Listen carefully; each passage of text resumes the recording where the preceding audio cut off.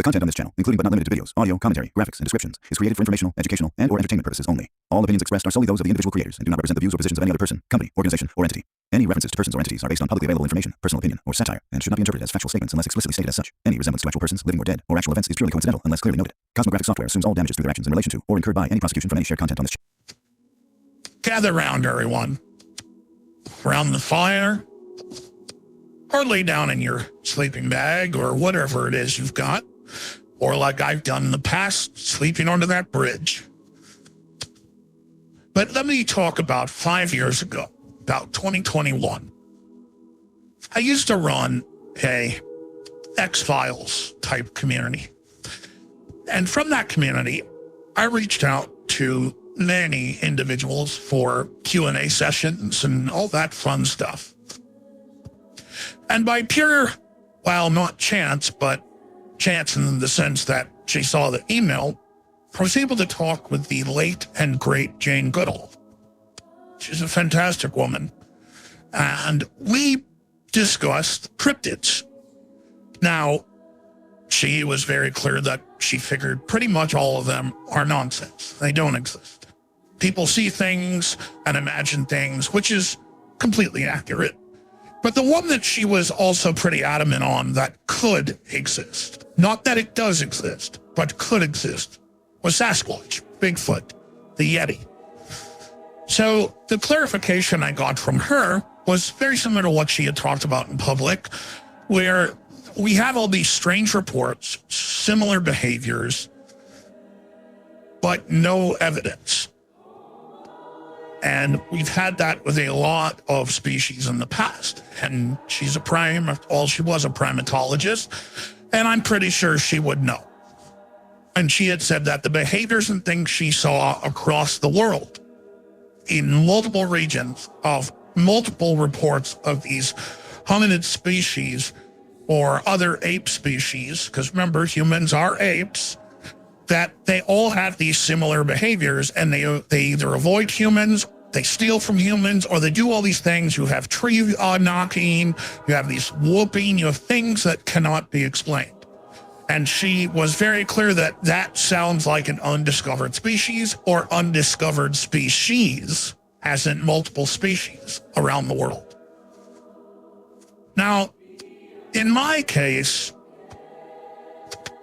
I brought up my experience, and I don't know if anybody who hears this, I'm pretty sure everybody has at this point because he's been on Joe Rogan. The channel Bob Gimlin has actually covered this a bit. But when I was in the Everglades a few years back, actually quite a few years before I had the chance to talk with Goodall, I decided I would stay there and do astrophotography. And everybody had left. You're not supposed to be there after dark, but I had everything set up. The mosquitoes were crazy. It was really bad. And I started to get this weird feeling. It's that feeling you get when you're being watched. And you don't quite know where it is. You kind of look over your shoulder and you're trying to figure out who's looking at me, what's going on. But there was nobody there. I did get some nice photos of the arms of the Milky Way galaxy and all that, which was what I was trying to do, but didn't come out quite great. But I ended up having this horrible feeling, and I knew I needed to leave the area. So I grabbed my tripod, undid my camera, threw it back in the bag, and then I put the legs of the tripod back in, everything's locked in place. And then suddenly I had this overwhelming sense that something was wrong and I needed to go. And I remember I turned around and I looked at this area, and this was during the dry season. This is, I want to say, around wintertime. So I think that's the dry season in South Florida. And I remember looking over this area of the swamp, and I could tell I was looking at something, but I couldn't see anything. And I don't know how to explain it, but every fiber of my being, the hairs on the back of my neck, as they say, felt like they were standing up. And I felt like I was staring at something that was about to completely tear me apart in the worst way possible. And the next thing I know, I'm turning to my right, and there's a 4-mile stretch of road. Snakes are coming out of the grass. the entire swamp. And this doesn't usually happen. You know, bugs don't really tend to care. But I remember there being no sound. The bugs went silent. And snakes were moving away from that area. And I know in the Bob Gimlin video, he talks about infrasound, which is something that I will cover in a future video when I discuss ghost hunting and other things that I've done in my time. But I remember I took a photo of I want to say it was a water moccasin because it flipped around and hissed at me. And then instead of biting me, it moved away from me. And I do have that photo, but only of it. It's blurry because I was texting my brother at the time because we had drove down to Florida to visit my mother. And I said, you needed to be here 10 minutes ago, man. And I'm looking way down the road and I could see the light where the check-in and ranger station is. And this is middle of fucking nowhere. And I had this feeling that if I turned around and looked behind me, I was going to die. And it wasn't going to be like a painless death. Because I don't fear death, and like it's the pain that leads up to death that's going to be the horrible part. But I had that animalistic urge to get out of there, and I knew something was chasing behind me, or at least walking behind me, because whatever it was, I had the feeling it was twice my height. And being 5'6", twice my height is 10 feet tall, 11 feet tall. And no, I'm not going to say that in metric because I'm not a damn dirty communist, all right? So shut the fuck up, anybody out there. Imperial is the superior system. Now, can I do the conversion? Yes. Will I? No, because I know it pisses you off. But anyway, I'm rushing up this road, and just as I get to the light, and I got to the station, it took me about 15, 20 minutes to get up there.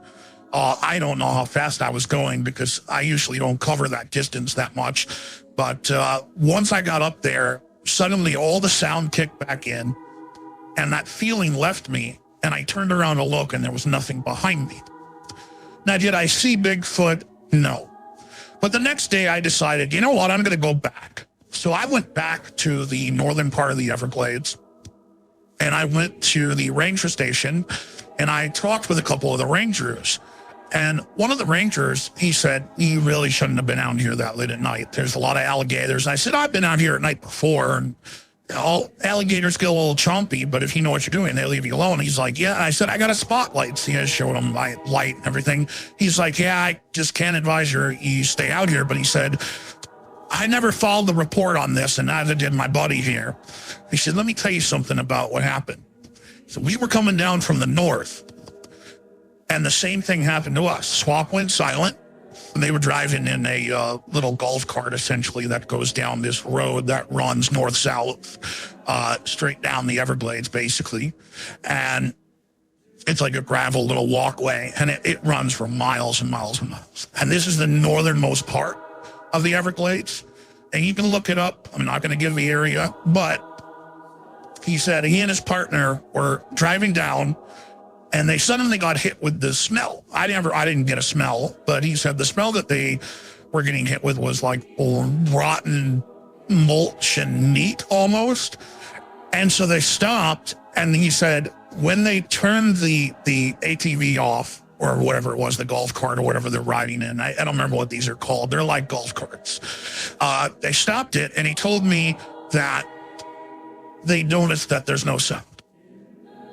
And they looked around, and then out of the swamp to their right, because they were heading southbound, this reddish, shaggy-looking thing stepped out, and the eyes shined like this yellow-orange, almost red, he said, and looked right at him with the headlights on.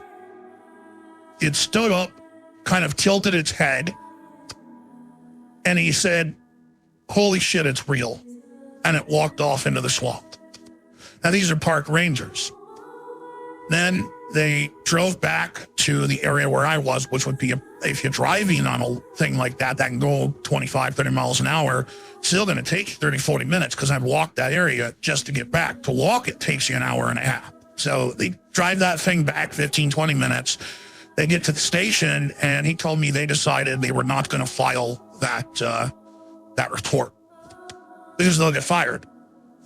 When he talked to his supervisor, he had said about it. His supervisor said, oh yeah, he sees shit like that out there in the swamps all the time. And he's like, don't file it. don't report it, because then they're going to think there's something wrong with you because haha, giggle factor, Bigfoot and all that. Now you're probably wondering, do I think Bigfoot is real? I don't know.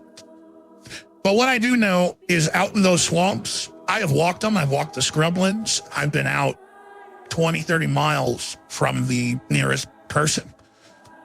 And you see things out there, strange people, hear strange sounds. And sometimes, I mean, I've seen monster gators out there that I think are record breakers. Like there's stuff out in those swamps that I don't know how to explain. I've seen lights out there. There's a lot of stuff that I think in these wildernesses that is not documented appropriately. But again, do I think Bigfoot is real? I will go back to how I started this, from my discussion with Jane Goodall. The offense sitter, which I know people are going to go, oh, well, it's pussy shit. No, that's the only appropriate thing is I don't know. But what I do know is there's something out there in these parks, and there is something going on. There is a phenomena. I sadly, as far as I know, have not seen a Bigfoot. I think the closest was something I saw in the Pacific Northwest in Oregon, but that one was so far off, and it was out in the middle of nowhere in the mountains, and it was walking up the side of the hill. For all I know, that could have been a person who was 6.5 feet tall or 6 foot tall walking in a ghillie suit, which this was in the early winter. So how could I say whether or not that's a Bigfoot? So you can't make those determinations. But I do think that Jane Goodall was correct. It is something that warrants investigation.